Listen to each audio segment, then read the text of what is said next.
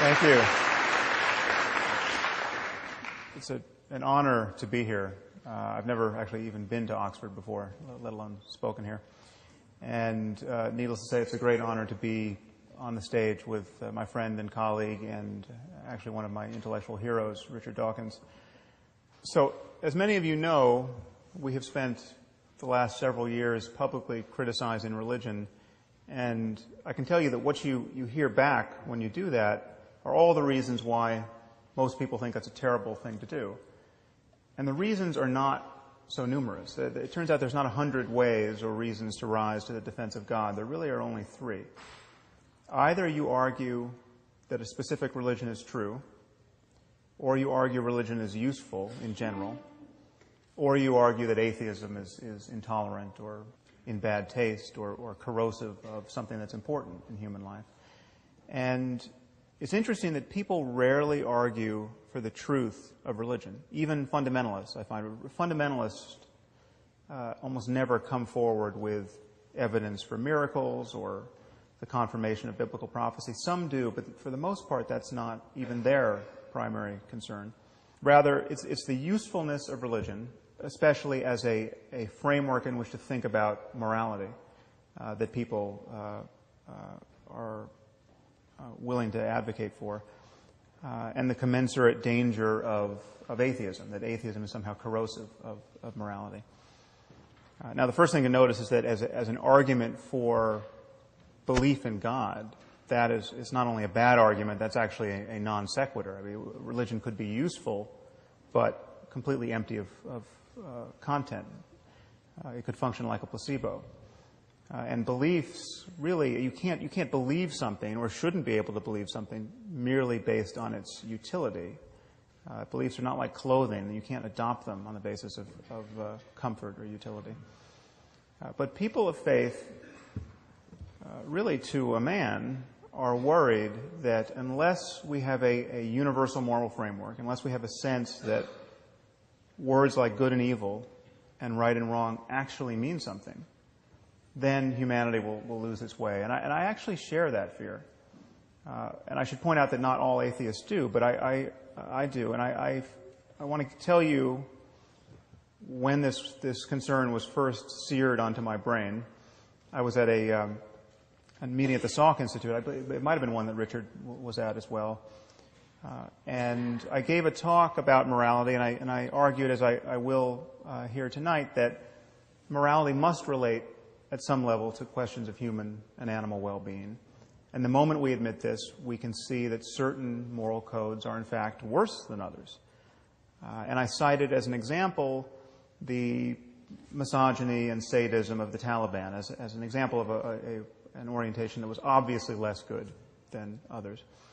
And at the end, another invited speaker approached me and said, "How could you ever say, from the point of view of science, that forcing women to wear burqas is wrong?" And I said, well, because the moment you admit right and wrong has something to do with human well-being, then it's obvious that forcing half the population to live in cloth bags and beating them or killing them when they try to get out is not a good way of maximizing it. And she said, well, that's just your opinion. And I said, okay, well, let's make it easier. Let's say we found a culture that was removing the eyeballs of children, every third child, say. Would you then agree that we'd found a culture that was not perfectly maximizing human well-being? And she said, well, it would depend on why they were doing it. So after my eyebrows returned from the back of my head, I said, okay, let's say they're doing it for religious reasons. Let's say they have a scripture which says every third should walk in darkness or some such nonsense. And she said, well, then you could never say that they were wrong.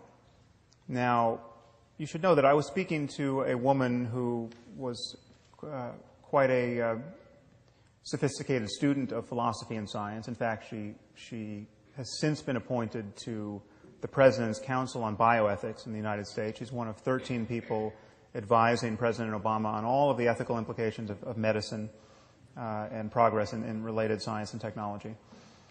And she had just delivered a perfectly lucid lecture on the moral implications of advances in neuroscience, and she was especially concerned that we might be subjecting captured terrorists to fMRI-based lie detection technology. And she thought this would be a truly unconscionable violation of their cognitive liberty. So on the one hand, her moral scruples were really finely calibrated to recoil from the slightest perceived misstep in our war on terror, and yet she was totally detached from the very real suffering of millions of women in Afghanistan at this moment. So I view this double standard as a problem. And strangely, this is the erosion of basic common sense and moral goodness that religious people tend to be worried about. Now, I hope it's obvious to all of you, and will be even more obvious at the end of this hour, that religion isn't the answer to this problem. But it's inconvenient that the people who tend to agree with me about the necessity of a concept of moral truth are, by and large, religious demagogues and not our fellow secularists, and certainly not our atheists. So now, how do we find ourselves in this situation? How is it that religious dogmatists and many scientifically oriented secularists agree about the limits of science?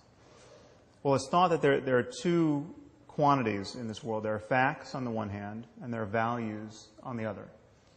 And it's imagined that these two are discrete entities that can't be understood in monistic terms. And it's imagined that science can't say anything about value. Science can't tell us the answers to the most important questions in human life.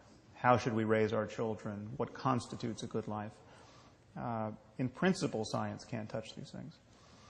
Of course, everyone agrees that science can help us get what we value. I mean, once we agree that we value something, then science is a very useful tool.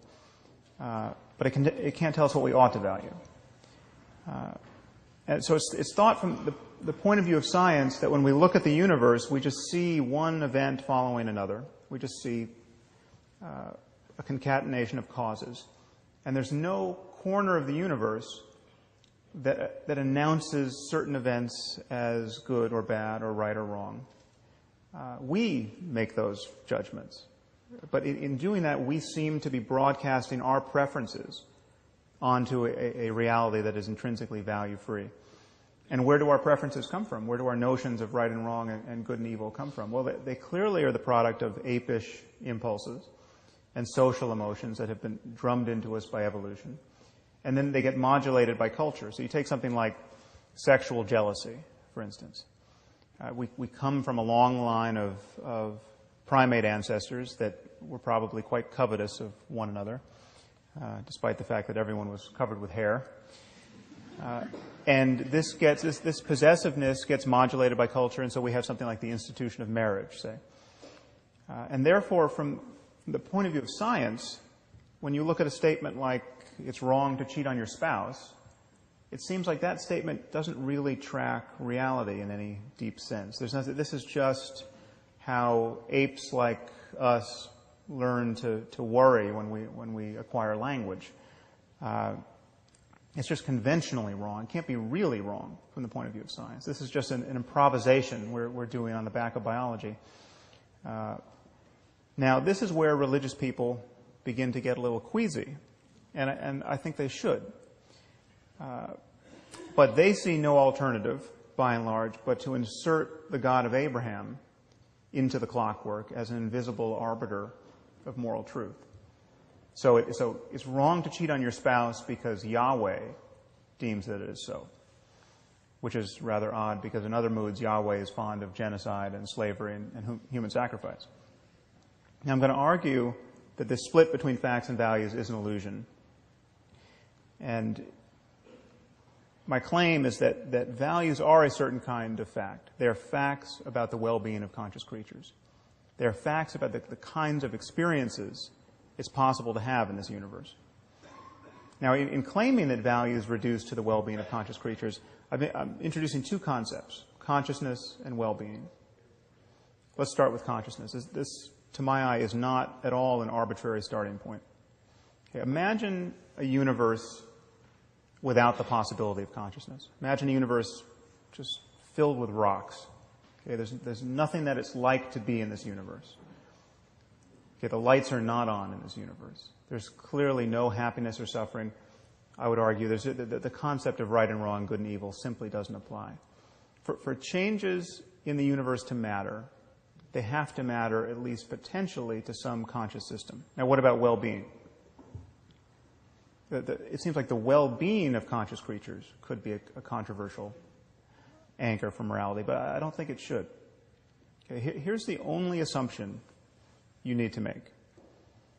Imagine a universe where every conscious creature suffers as much as it possibly can for as long as it can. I call this the worst possible misery for everyone. The worst possible misery for everyone is bad. If the word bad is going to mean anything, surely it applies to the worst possible misery for everyone.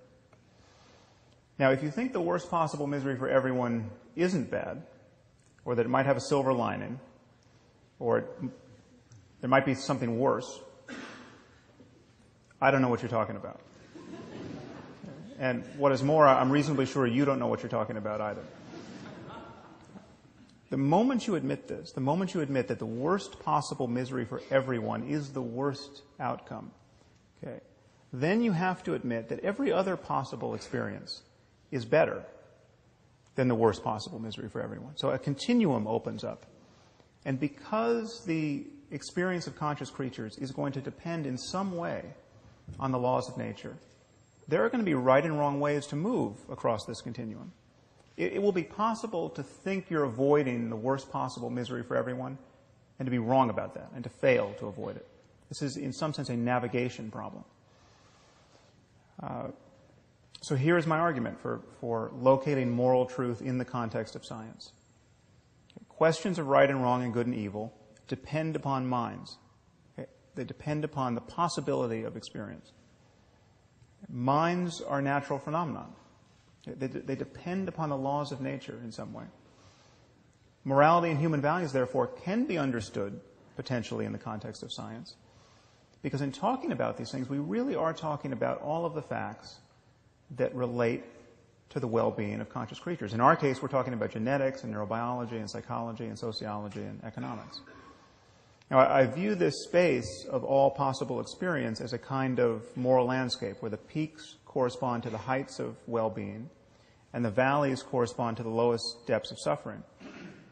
And one thing that to drop out of this analogy is the possibility of there being multiple peaks. Maybe there are many different but morally equivalent ways for, in our case, human beings to thrive. But clearly there are many more ways not to thrive. There'll be many more ways to not be on a peak. And I think it's rather obvious that there are many more ways to suffer unnecessarily in this world than to be sublimely happy. Now, the Taliban are still my favorite example of a group of people who are struggling mightily to build a society that is obviously less good than others on offer. The average lifespan for women in Afghanistan is 44 years. Okay, they have a literacy rate of 12%. They have almost the highest fertility rate in the world and almost the highest infant and maternal mortality in the world. This is one of the best places on earth to watch women and infants die. They also have a GDP that's lower than the world average in the year 1820. So it seems to me patently obvious that the optimal response to this situation, which is to say the most moral response, is not to throw battery acid in the faces of little girls for the crime of learning to read. Now, I think this is common sense to everyone in this room, and common sense it should be to everyone in the civilized world, except if you happen to be a bioethicist working on the President's Council at the moment. But this is also of necessity a claim about biology and psychology and sociology and economics. It is not unscientific to say that the Taliban are wrong about morality. In fact, we have to say this the moment we admit we know anything at all about human well-being.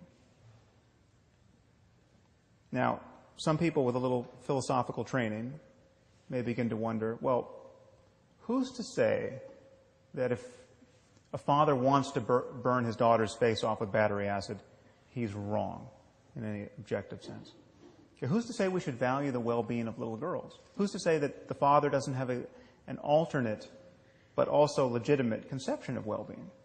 Now, moral skeptics of this kind invariably cite David Hume's famous distinction between is and ought. The notion is you can't get an ought from an is, which is to say that science can only give us a descriptive account of the way the world is, and there's no way to move from that account to an account of how the world ought to be.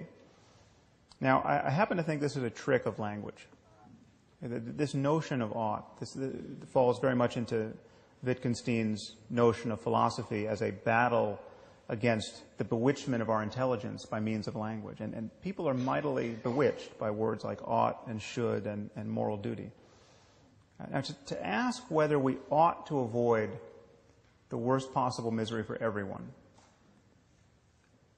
on my view, is nonsensical. If we ought to do anything, if we should do anything, if we have a moral duty to do anything in this universe, it's to avoid the worst possible misery for everyone. Okay, there's no notion of ought that reaches deeper than the imperative of avoiding the worst possible misery for everyone. Okay, it doesn't make sense to say, well, I would have avoided the worst possible misery for everyone, but I actually had other priorities. Okay, there's no space for those other priorities to occupy. Or so I argue. Now, many people imagine on Hume's account that science is bound to be merely descriptive, and therefore one person's values can only trump another person's values by seeking consensus. All you have are differing opinions. And all such opinions are, in principle, on par. But this isn't true. There are many ways for my values to be wrong. But they can be wrong with respect to deeper values that I hold, or would hold if I were only a deeper person. My values can be objectively bad guides to finding happiness in this world. I can value things that will reliably make me miserable, or make those I love miserable. So things can be right or wrong independent of a person's current values. Now, some of you might worry that I haven't defined well-being with sufficient precision. How can this loose concept be the ground out of which we talk about moral truth? Well, consider by analogy the notion of physical health. Okay. Physical health is very difficult to define, and its definition seems to always be only contextually true. Now, physical health is you can expect to live to be 85, 90 without Alzheimer's.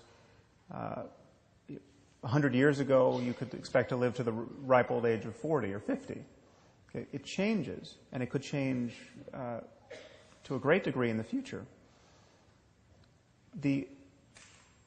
What does health mean? So it has something to do with not always vomiting. It has something to do with not being in excruciating pain. These are very loose criteria for health. And yet this does not make the concept of health vacuous at all. It certainly doesn't make it merely the product of culture or merely the product of personal whim.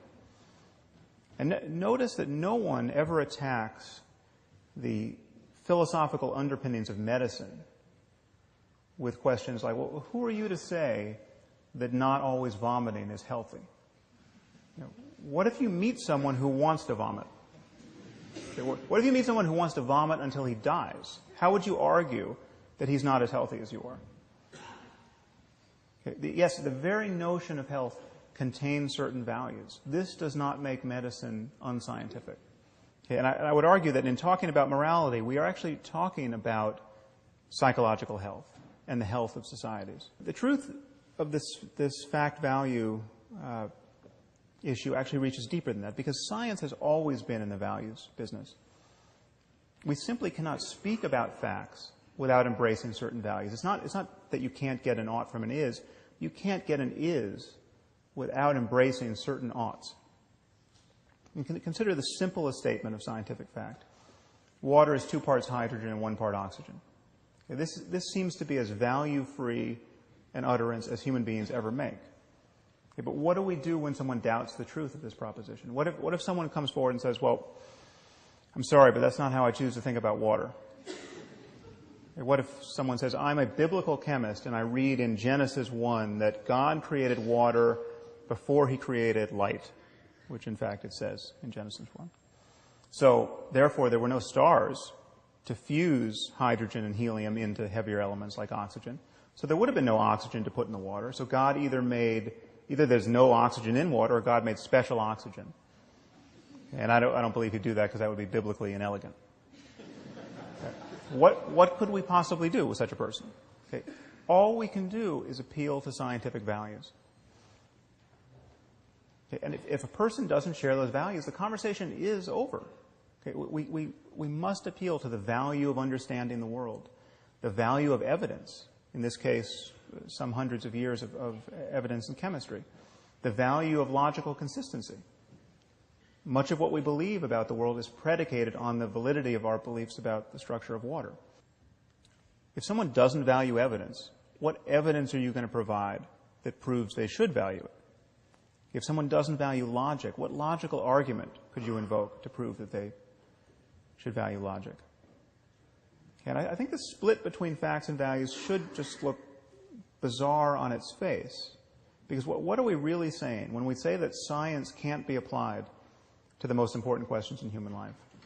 We're saying that when we really relinquish our biases, when we make every effort to get behind our wishful thinking and self-deception, when we rely most clearly on honest observation and sound reasoning, when intellectual honesty is at its peak, well then that has no application whatsoever to the most important questions in human life. That's precisely the mood you cannot be in to answer the most important questions in human life. So I'd argue to you that thinking of moral truth in the context of science, and indeed a science of morality, should only pose a problem for you if you think a science of morality must be absolutely self-justifying in a way that no branch of science can be. Okay, a science of morality based on a concern for well-being would be on the same footing as a science of medicine based on a concern for health, or indeed any other science that has to assume certain axiomatic assumptions. There are many questions you could ask that are actually good questions.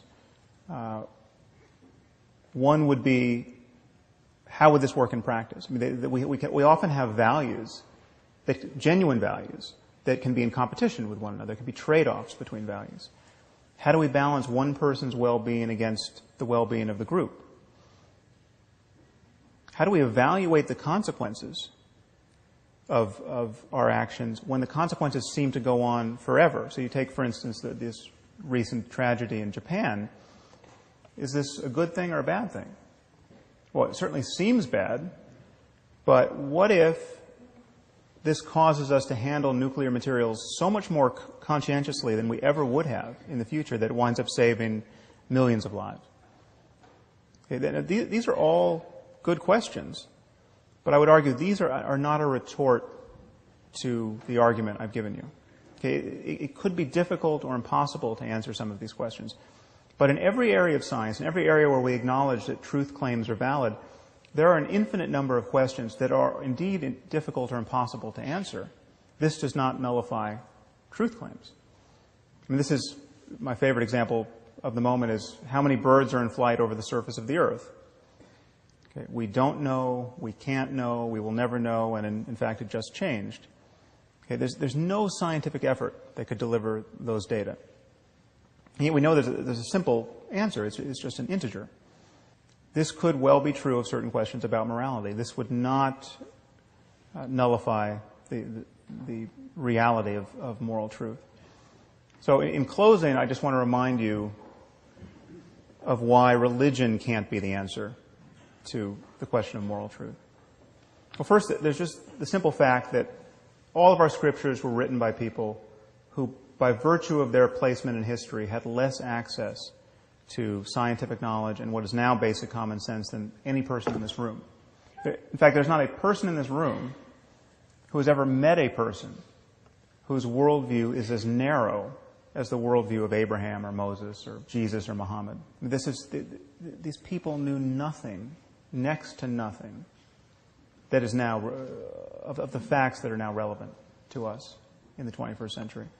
They knew nothing about the origins of life, the relationship between mind and brain.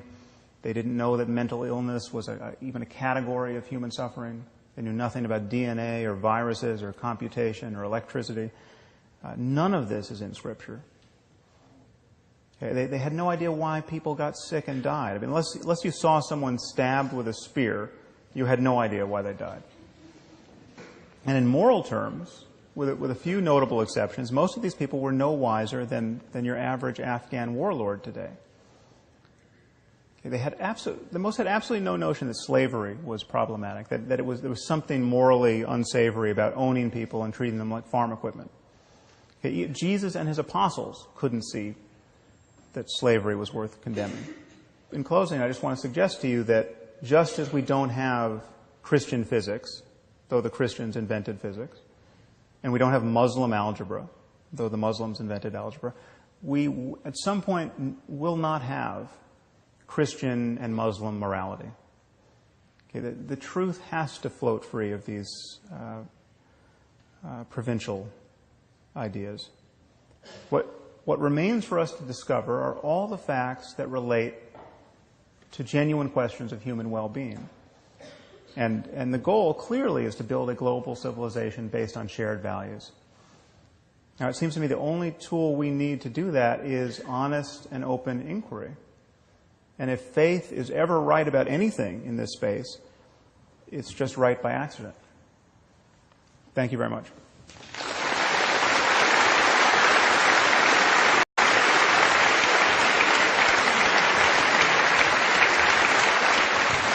I want to begin by plugging a book. Those of you who've read Sam's previous books, The End of Faith and Letter to a Christian Nation, will know how beautifully he writes. And I just want to begin by illustrating it from the new book. I just want to read a couple of paragraphs. Oh, sure. The current head of the NIH, that's Francis Collins, recommends that's the National Institutes of Health in America, recommends that we believe the following propositions. 1. Jesus Christ, a carpenter by trade, was born of a virgin, ritually murdered as a scapegoat for the collective sins of his species, and then resurrected from death after an interval of 3 days. 2. He promptly ascended bodily to heaven, where for 2 millennia he has eavesdropped upon, and on occasion even answered, the simultaneous prayers of billions of beleaguered human beings. 3.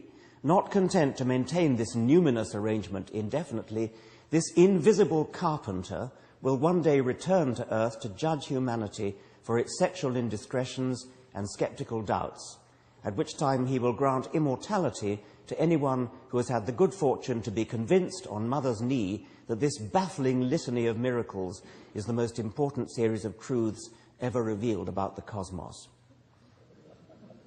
4. Every other member of our species, past and present, from Cleopatra to Einstein, no matter what his or her terrestrial accomplishments, will be consigned to a far less desirable fate, best left unspecified. 5. In the meantime, God, Jesus, may or may not intervene in our world as he pleases, curing the occasional end-stage cancer or not, answering an especially earnest prayer for guidance or not, consoling the bereaved or not, through his perfectly wise and loving agency.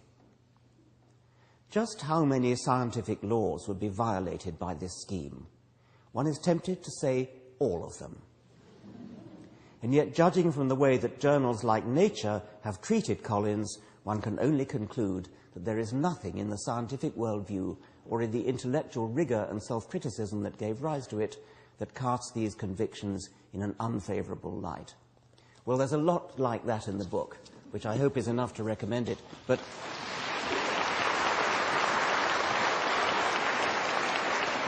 Sam, you began by talking about utility of belief, and people who say that religion is useful, has a utility, because it somehow gives us a moral compass. And you quoted religious people who say that, and of course they do. But I think what disturbs me more, and I wonder whether you agree, is those non-religious people who say something like, of course, you and I don't need religion, we don't need religion, but the riffraff out there do. I mean, that is, at best, condescending. Yeah, it's profoundly condescending and also quite cynical and unimaginative. It's as though those purposes can't be served any other way and will never be served any other way. It's just it closes the horizons of human collaboration and creativity in a way that it just seems truly bizarre.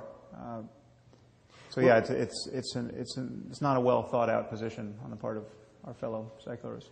I sense that in a way you make life easy for yourself by concentrating on the truly appalling things like the Taliban well, I remember a few years ago, I think in this very room, listening to the psychologist Nicholas Humphrey giving a beautiful lecture called What Shall We Tell the Children? And he spoke about a girl who archaeological evidence shows was sacrificed, I think, to the sun god in Peru, I think a few centuries ago. And he quoted anthropologists who speculated that this girl was no doubt looking forward to being sacrificed, the great honor it was to her to be sacrificed. And Humphrey was quoting the same kind of moral relativists as you've been quoting. And he then got spectacularly and movingly angry. How dare these anthropologists say such things? How dare we, listening to documentaries on our televisions about things, get a sort of warm, glowy feeling about this girl fulfilling her ambitions because of her religious belief? Do you happen to know that? The history of human sacrifice is truly amazing to contemplate. There's a book entitled Human Sacrifice by last name Davies. I actually cite it in my afterword to Letter to a Christian Nation, which is on my website. But it's astonishing that almost any culture you could name had a tradition of human sacrifice. And I actually don't doubt that people went willingly and eagerly to their deaths, because if you have the requisite beliefs, it makes sense. It was believed that you could engage this one-way dialogue with the ancestors by just going to meet them. You could cure the king of his venereal disease and save all the people you love from the wrath of God by being sacrificed. Now, of course, other people were sacrificed involuntarily as well, but one of the embarrassing things about Christianity is it stands astride this truly contemptible history, not as any kind of departure from it. Christianity is not a religion that rejects human sacrifice. It's a religion that celebrates a single human sacrifice as though it were fully effective. And people tend to elide this kind of bizarre commitment. But to the point of making things easy for myself, you're not the first, inevitably, incidentally, to point that out, that I've made things easy for myself. But it's actually, unless you have an argument against these clear cases, it seems to me you don't have an argument at all for moral relativism. Yes, that's right. I mean, you've got a baseline for your landscape, but so that the peaks can kind of stand out from this baseline that presumably everybody will agree to. Yeah. But you do come up against, and you mention them, of course, both in your talk and in your book, the sort of standard problems with utilitarianism. I mean, I take it you would describe your philosophy as a kind of scientific utilitarianism. Yeah, it's a kind of, or more broadly speaking, consequentialism. But the reason why I don't eagerly answer to that name is that everyone thinks they know that there's just an obvious stalemate between consequentialism and its rivals, and that makes sense. And I think it's many of the concepts and many of the distinctions in moral philosophy have prevented us from actually thinking about moral truth in the context of science. So I'm presenting a new argument, and there are many aspects of my argument that don't track consequentialism. One of the problems with consequentialism is that people don't think very imaginatively about what counts as a consequence. So you have the classic trolley problem, that many of you have probably heard of. This is ubiquitous now in moral philosophy and in neuroscientific research on morality. You have a train coming down the track, and it's going to hit and kill 5 workmen who don't see it coming. But you stand at a switch, and you can throw the switch, and the train will take another track, and there it will only kill 1 workman. And so people are asked, should you flip that switch? Now, when asked this, 95% of people say, well, absolutely, you have to flip that switch. You save a net 4 lives. You'd be a moral monster not to do that. But you can pose the problem another way. You now stand on a footbridge overlooking the trolley track. The trolley's coming down the track, and there's a suitably large person at your side who you can push into the path of the oncoming trolley, killing him, obviously, but saving a net 4 lives. And now, posed under this guise, 95% of people say you would be a monster to push that fat man onto the track. Now, I happen to think this is somewhat ill-posed because I think we all have an intuitive physics, and we burn a fair amount of fuel wondering whether the fat man is really going to stop the trolley. But even if you finesse it and make it clear that he will, they seem different, these situations. Now, from the usual consequentialist point of view, people say, well, it's the same. You just have body count. Actuarially, this is the same scenario. But maybe it is, in fact, not the same. If it is just fundamentally different to push a person up close and personal to his death than to flip a switch, if that difference can never be reformed, then they're not, in fact, the same. If you're going to wake up with nightmares for the rest of your life because you pushed someone, but feel like a hero because you flipped a switch, those are the consequences that have to be built into our analysis. And there are many ways in which the traditional discussion of these issues breaks down. So that's another version of that one is the hospital, where there's one patient who needs a kidney transplant, another patient needs a heart transplant, another patient needs a lung transplant, another patient needs a liver transplant, and there are no organs available. But then the doctors notice that there's somebody in the waiting room who has a perfectly healthy one of all these things. So you can kill one to save 4. And it's the same point, that the positive act of killing somebody is one that nobody warms to. But just imagine if we all lived in a society where at any moment you could be sitting in your doctor's office thinking you're getting a checkup, and you could be grabbed and vivisected for the sake of others. We would live in constant terror. So these are the kinds of consequences you have to think of.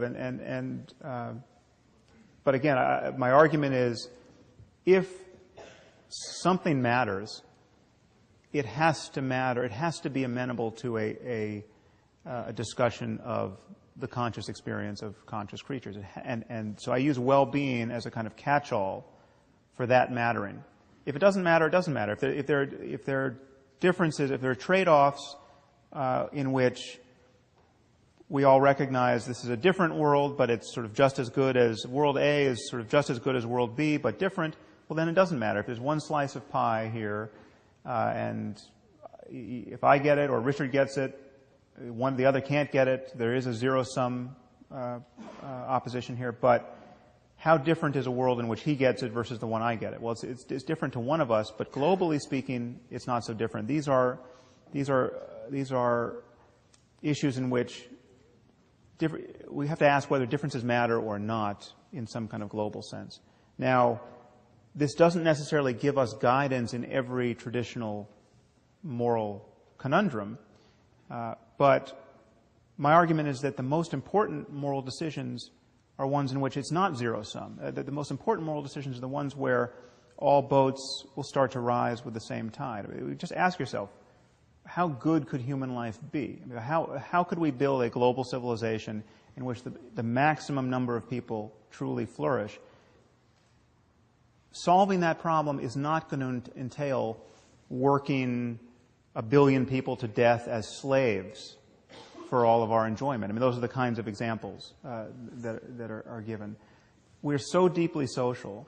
Our happiness is so obviously predicated on the creativity and flourishing of others we're not atomized selves where our selfishness can be maintained in opposition to all others. The only way to be wisely selfish in this world is to care about others. And when you look at the kinds of things sane people want, like love and friendship and community, I mean, these are intrinsically social and non-zero-sum concerns.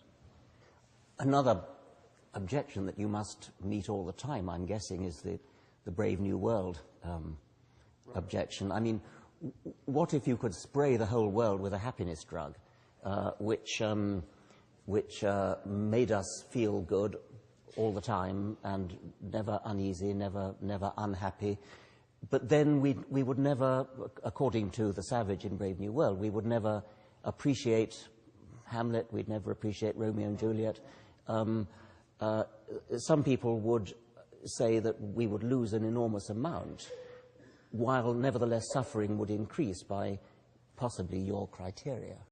Yeah, well, I think this is the question of how much we want our conscious states and emotional life to actually track the reality of our circumstance in the world. And I think we certainly wanted to track reality rather closely. Now, the question is whether we want it to perfectly track. That seems to be, I think, open to debate. But clearly, if everyone's taking the happiness drug, this is, in some basic sense, materially unsustainable. I mean, if you're just knocked out on the couch in bliss, and your children are starving, or you have no career anymore, so there are obvious consequences to. Well, you slanted that again.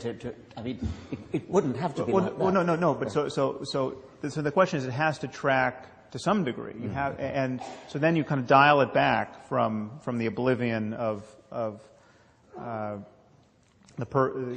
perfect drug, and you ask yourself, well, just how happy do you want to be able to be? So let's say we develop a pill that is the perfect antidote to grief. So somebody dies and you are inconsolable. Let's say your child dies. When do you want to take that pill? I mean, do you want to take that pill? What would it mean to take the pill the moment your child dies? Okay, so you know that your daughter has drowned in the bathtub. You come upon the scene, your life is ruined, but then you realize you've got some of these pills in the drawer. So you pop the pill and you don't care. Now, that in some sense is conceivable. That's possible. I mean, that actually could be coming, that kind of development. The question is, what are you forsaking? I mean, what does it mean to love someone and to be completely inured to their death in the very moment of their death? I mean, so much of what we value in our lives is an actual sensitivity to reality. Now, would you never want to take that pill? I don't know. It's possible that somebody could just not be grieving so terribly after the death of someone close to them that you would want to take a little bit of the pill. I mean, you would want to take an antidepressant, as we do now. That seems to me to be perfectly sane. But there's this gray area where the question gets interesting, and perhaps we'll never feel that we have a clear-cut right answer. But it's clearly not the pill that leaves you just immune to any changes in the world that are actually relevant to your relationships with those you care about and your understanding of what's going on in the universe.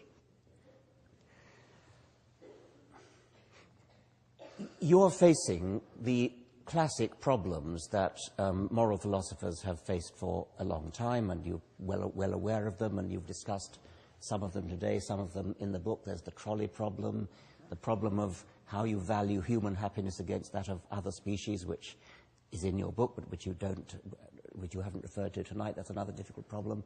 Problems of sacrificing some people for the happiness of others. All these are difficult problems which have faced moral philosophers for a very long time.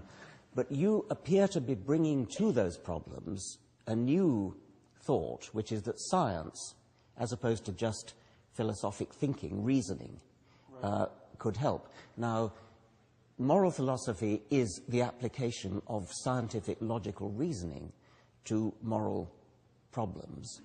But you are actually, again, you didn't mention it so much in your talk, but in the book, bringing your neurobiological expertise to bear, which is a sort of a new way of doing it. Can you tell me a bit about that? Because I'm not quite clear how doing neurophysiology kind of adds to our insight into these moral problems. Well, I actually think that the frontier between science and philosophy actually doesn't exist. I think when we don't have, when a question is not operationalized, when we don't have an experiment we can perform, when we don't know how to get data, then we tend to be talking the talk of philosophy. But the moment, philosophy is kind of the womb of the sciences, and in fact it was physics at one point was called natural philosophy. The moment something becomes experimentally tractable, then these sciences bud off from philosophy. And I think every science has philosophy built into it. So there is no partition in my mind. But the relevance of neuroscience is born of the fact that everything we experience, everything we care about, every instance of something mattering to us is at bottom a state of our brain. So you can go one better than just asking somebody what makes you happy. You can actually measure their brainwaves or something. Well, yeah, this goes to the question of whether we will ever have mind-reading machines, and I think we do have mind-reading machines. They're incredibly primitive now, but with fMRI you can make judgments about what someone is thinking, potentially in real time. And for instance, a graduate student in the lab I came from, where I did my work at UCLA, analyzed my data on belief. I did a study of belief and disbelief, and we just put people in the scanner and had them read statements that were either clearly true or clearly false or clearly uncertain, and we just looked for the difference in the brain between truth and falsity, and we compared them to uncertainty as well.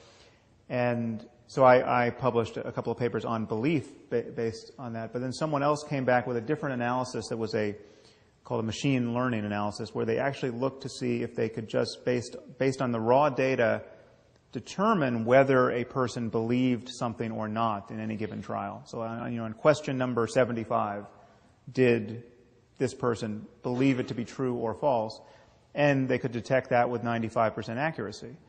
And there have been many other experiments that can tell, where it's been demonstrated, where we can see whether you are thinking of a person or a place, etc. Now, that could become arbitrarily precise in the future, and it is certainly a possible prospect that you could have your brain scanned and you could find out stuff about yourself that is not obvious upon introspection, but is nevertheless true of your subjectivity and is formative of your subjectivity. So, and actually, you don't even need brain scanning technology to discover this.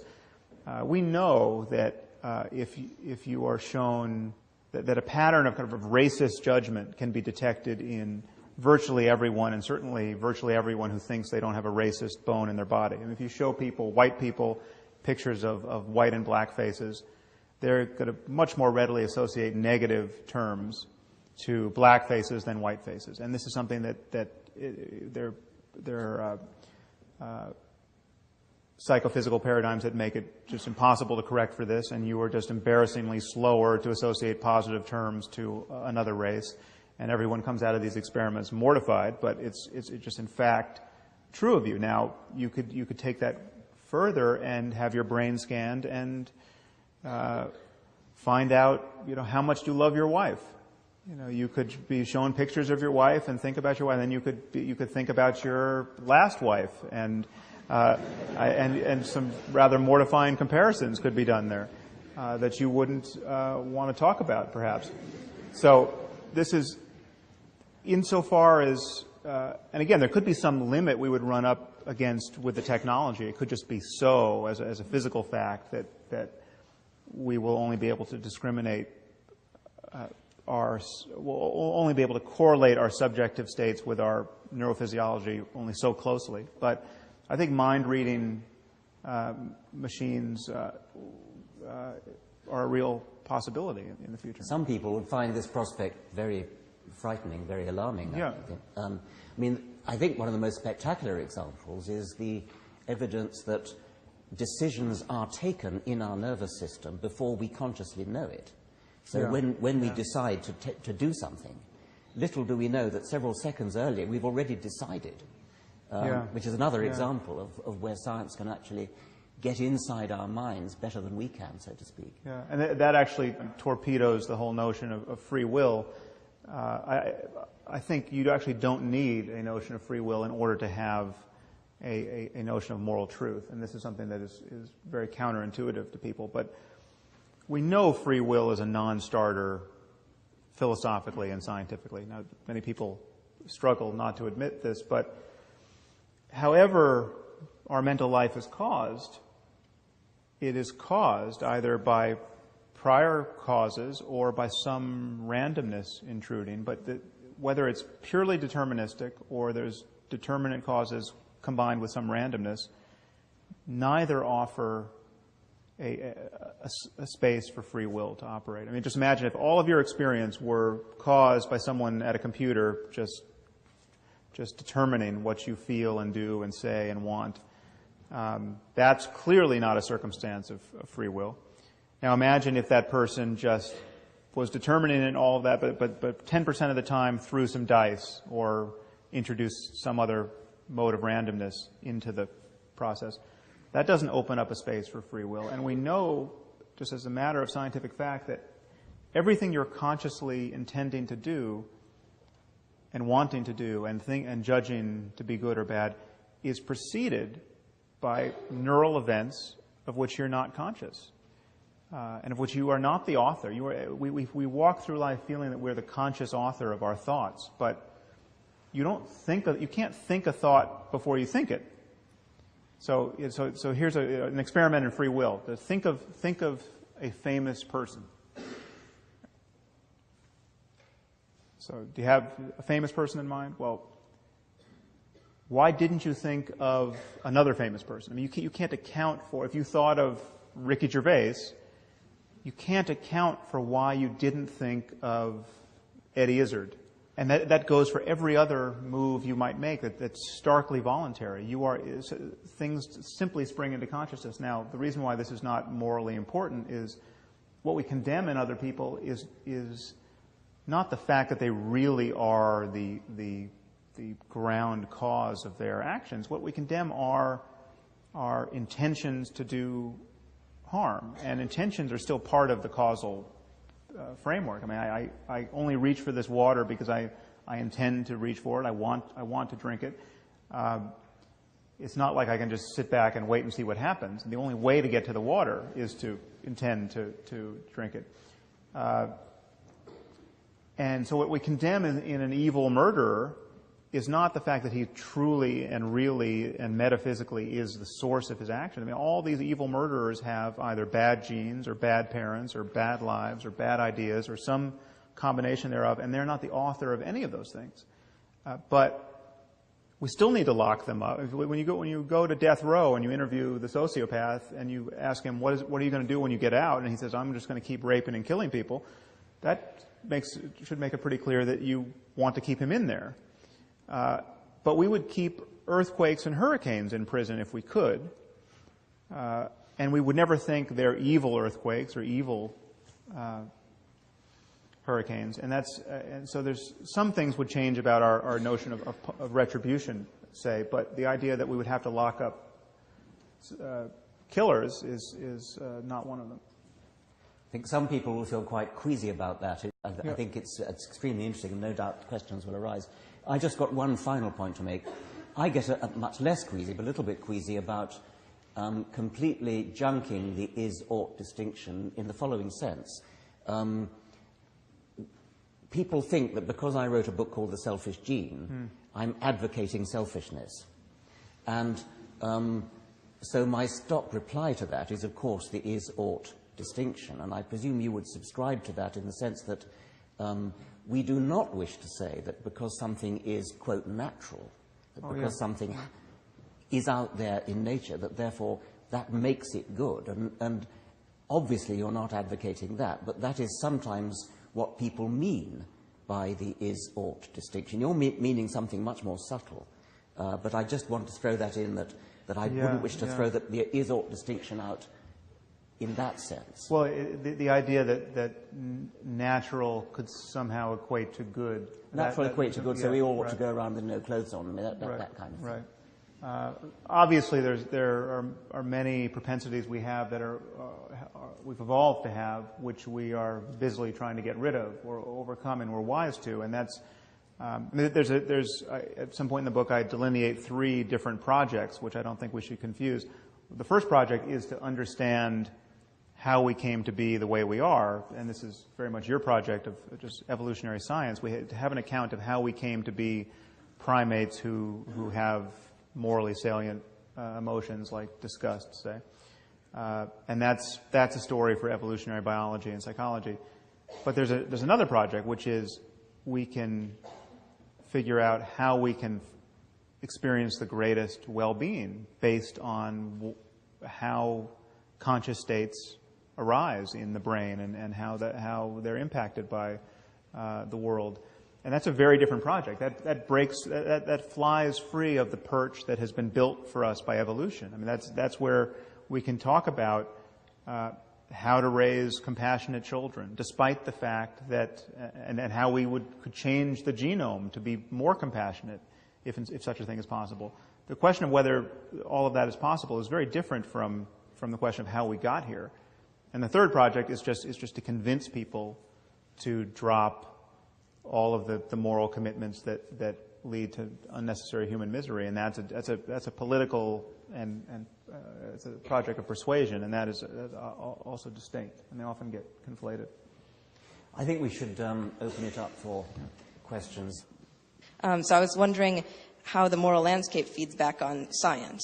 And one way it feeds back on science is it makes intelligible the claim that certain truths about the universe may be best left unknown. I mean, it's quite possible that there is intrinsically damaging knowledge given what we are. Say, I mean, certain knowledge that human beings, it would be rational not to have this knowledge if we could foresee the consequences of having it.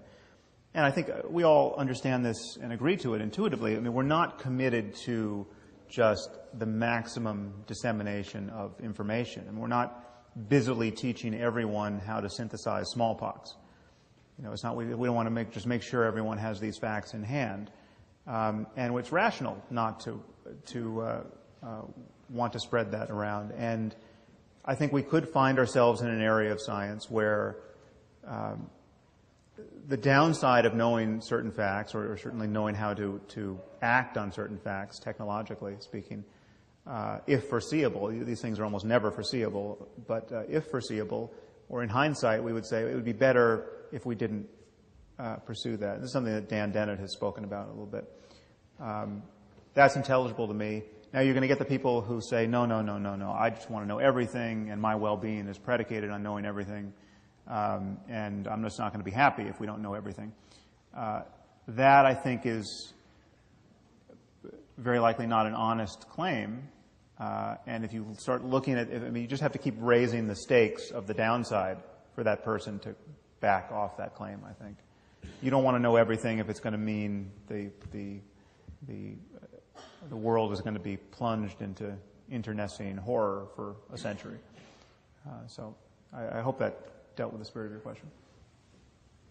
First of all, I agree with your framework, and I admire the way that you've attempted to build it up. However, I think in order to move forward, in order to make it practical, you need to overcome the classical problem of subjectivity, which is that, you know, one person's experience is their experience, and how do you then make judgments about that in relation to other people? And I was wondering what your opinion was on what science can say about that, with things like functional MRIs revealing more about ourselves. Do you think that holds an area for progress in being able to make a framework like the one you've outlined practical for moral judgments in the real world? Yeah, well, this concern really visits us everywhere in the sciences of mind. How is it that you can study human subjectivity and make objective claims about first-person facts? There's a lot of confusion around this issue of subjectivity versus objectivity, and because we use these words in two distinct ways. In an epistemological way, which describes how we reason about the world, and in an ontological way, in terms of what there just is to be reasoned about. And clearly we can reason and speak and think objectively about subjective facts. And we do this all the time in psychology and neuroscience. We can talk about depression.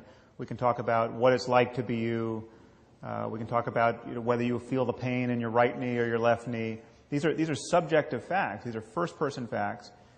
And yet you don't have to be self-deceived or illogical or merely led by wishful thinking to talk. I mean, these are not merely these are in the purview of science.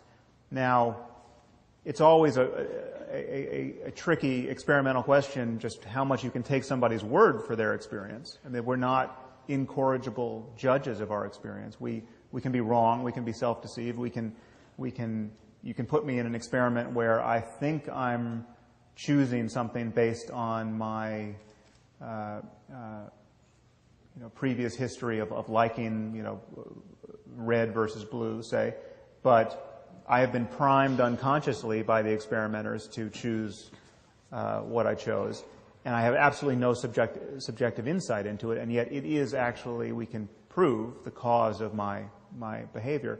So people can be wrong about their subjectivity, and I think we can be wrong about just not just the unconscious sources of it, but we can actually be wrong about its character. We can just be bad witnesses to what it's like to be us in the context of consciousness, and consciousness therefore is trainable. We can learn to make discriminations that are more refined. But if it's a problem for morality, it is a problem for every scientific study of every state of consciousness, psychology and cognitive neuroscience. You mentioned consequentialism. Do you think that's a sufficient basis for morality? I do if you revise it the way I have attempted to. I think consequences are what matter. So when you bring forward a traditional retort to consequentialism like deontology or like Kant's categorical imperative, that only makes sense as a moral framework if, in fact, its consequences are good. If you have consequences that are obviously horrible, it would no longer count as a rule for morality. And so, too, with a Rawlsian analysis of justice, say. Now, if you're going to go with Rawls and say that justice, it's not well-being that we care about, it's justice or fairness, say. Well, give me a world that maximizes justice, but which leads to the needless misery of millions. I mean, if the perfectly just world, the perfectly fair world, immiserates millions who, if you turn the dial of fairness just a little bit, wouldn't suffer in that way, well, then you want to turn that dial. It only counts as a moral precept because we recognize, I think rightly, that fairness and justice are hugely beneficial to us, and we all tend to profit from a system in which fairness and justice rank very high on our list of moral concerns.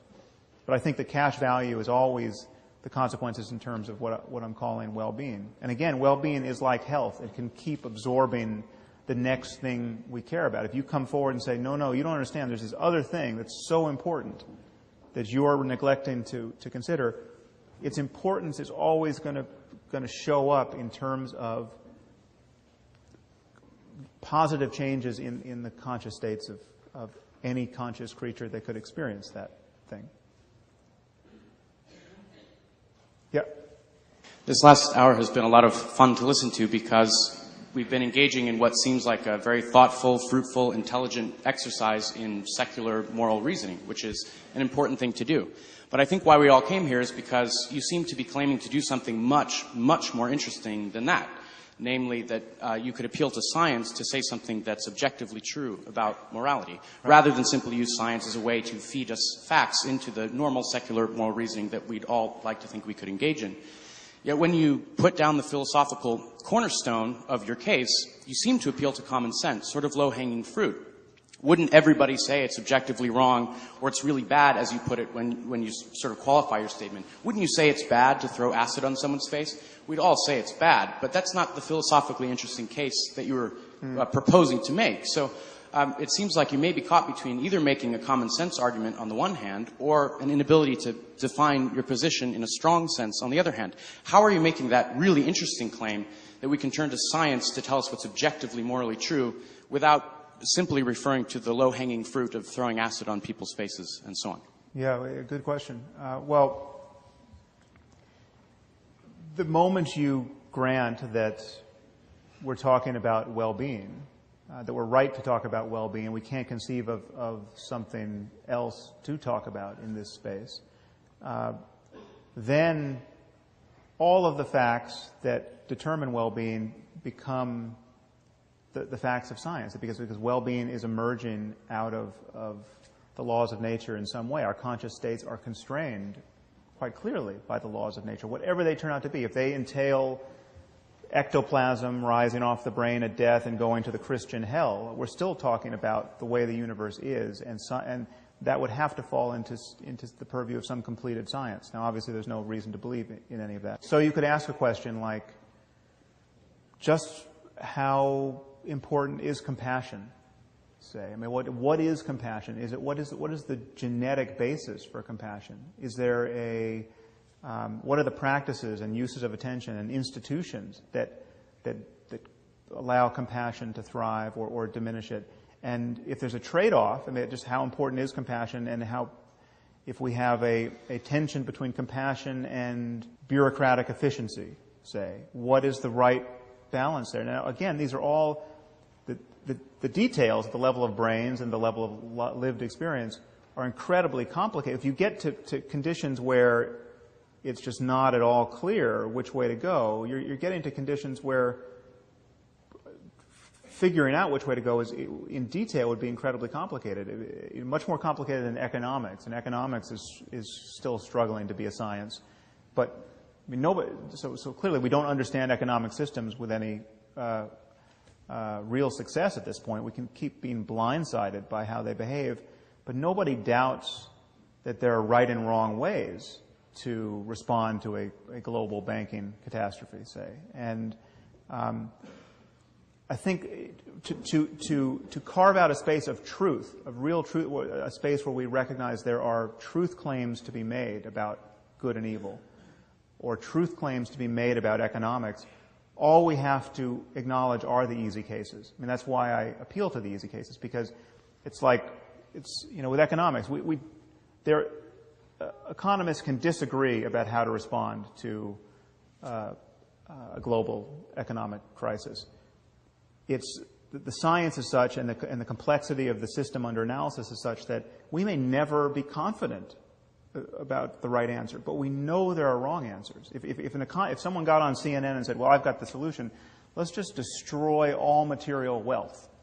Let's just have a huge potlatch where we just burn buildings and ruin everything. Okay, and then we'll have to build it again, and that's a brilliant idea. It's going to put everyone to work. Okay, that's pretty clearly the wrong answer. Now, so we know there are right and wrong answers. We know there are ways to fail where your beliefs can be erroneous, and I'm arguing this if it's true for something like economics, it's also true for morality. If we assume that religion is the only source of morality, and as a solution to that, and we agree there's problems with that, and as a solution to that, if we offer science as the counter source of truth, are we not sort of just advocating supplementing one canon of truth at one level by another?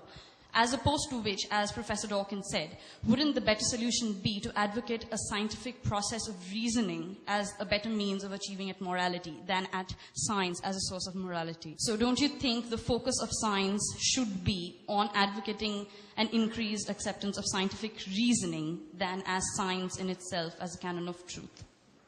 Yeah, I don't think you can keep those two apart, though. I mean, when we're advocating scientific reasoning, when we're advocating having your convictions scale with evidence and cogent arguments, then we are of necessity attacking religion, or so people like Richard and myself argue. I mean, there is a zero-sum conflict between believing things for good reasons and believing things for bad reasons. And so that distinction is already intrusive of people's sanctities. And insofar as we make any kind of mature progress in the sciences of mind, we are just of necessity going to be divulging truths about human well-being that will be scientifically true and actionable. It's just as science comes forward and says at some point, listen, smoking is a cause of lung cancer. You know, you shouldn't do it. If you care about avoiding lung cancer, don't smoke. That's not an Orwellian, intrusive guys in white lab coats, the morality police grabbing you. That is just information which is now actionable. And there are conditions where it becomes coercive. I mean, if you let your children smoke, if you're giving cigarettes to a 3-year-old, you are a bad parent, and the state has an interest in preventing you from doing that to your child. And there could be analogous discoveries in just how we can thrive in a moral domain. I mean, in the United States, 20 of the 50 states have made it legal, or it's still legal, it's long been legal, to beat children in their schools with a significant wooden paddle. I mean, not just a rap on the knuckles, but actually, a strange man comes up and beats your child with a wooden board. This is legal, and hundreds of thousands of children every year are beaten, sometimes bloody, by their teachers, not with the consent of their parents. I mean, and this needless to say, is all anchored to religion and proverbs, not to spare the rod on a child. And from the point of view of psychological science, this is not good. This is not good for children. And we may not know that now at the level of data in a way that's utterly compelling, or it can be made utterly compelling. But if we know anything, if we discover anything at all about how children can develop healthily in a cognitive and emotional sense, at some point it's going to be like smoking causes lung cancer, and that will be, by definition, intrusive into people's. It won't be just a matter of reasoning. It'll be a matter of science saying what is good for us. I once saw a film of a child, I think in the New Guinea highlands, that was at the mother's breast. It had a cigarette in its hand, taking alternate drags at the breast and at the cigarette. Right. Yeah. I would like to ask a question of clarification between the relationship between philosophy and science. Reading your book, it's clear that you haven't committed what many critics have said is you've committed Hume's fallacy, the naturalistic fallacy. But given what you've said tonight, there's some ambiguity and possible inconsistency in what you're saying. One statement you said that all sciences have philosophical presuppositions, and in a later statement you said that there really wasn't a distinction between philosophy and science. I think those are the same statement. I mean, that's at least to my ear, they're the same statement. But the foundational principle of what you're saying, and I do agree with you, of ethics as well-being, you get that from philosophical argument. You get that from reason and reflection and deliberation. You do not get that from observation or experiment.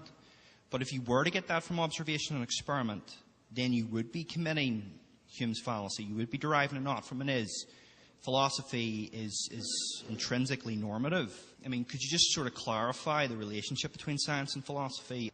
Well, it's a claim about truth. It's a claim about what exists, whether or not we know it. Now, that is the frame in which we do all science and all philosophy. And it only becomes science when you can describe the experiment that you would do. This isn't actually even entirely true, because there's a lot of physics that seems to go on in the absence of a conceivable experiment for quite some time.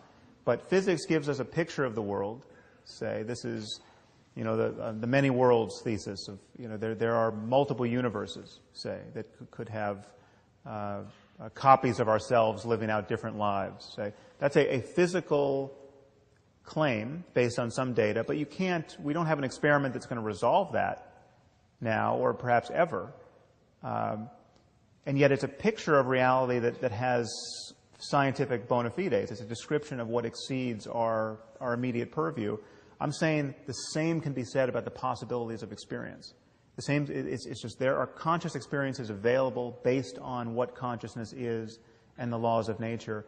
And this captures everything we can conceivably mean by right and wrong and good and evil, as witnessed by the fact that if you imagine the worst possible suffering for everyone, that is clearly the ground out of which all, against which all negative moral judgments can be measured. And so I just don't see the split. I think we've learned to split science and philosophy. We've learned to split facts and values in our language, and I think we're being misled by language. I think we have this space of truth claims, possible truth claims, about which we form beliefs, and our beliefs can be justified to a better or worse degree. I just apologize that we haven't had time to have more, but thank you very much. I'm sure we'd all like to thank Sam. Thank you very much.